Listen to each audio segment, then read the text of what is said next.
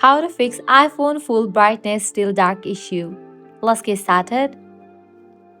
Launch your control center. Now from here you can set your brightness to the fullest.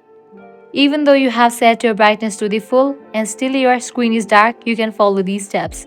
First, launch your settings app. Scroll down and navigate to the option display and brightness.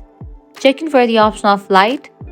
From here, disable for the option of true tone. Click on the option of night shift. Disable for this option as well, then head back. Now, scroll down. Now head back. Navigate to the option accessibility. Head over to the option zoom. Now click on the option of zoom filter. Set it to none. Now head back. Go to the accessibility page. Then click on the option of display and text size. Now from here you have to customize few options.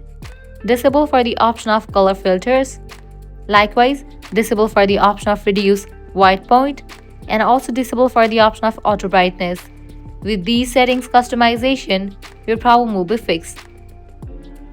Now your screen will look brighter when you increase the brightness. So this is how you can easily fix iPhone full brightness still dark issue. If this guide was helpful, don't forget to like, share and subscribe to our channel. Thanks for watching.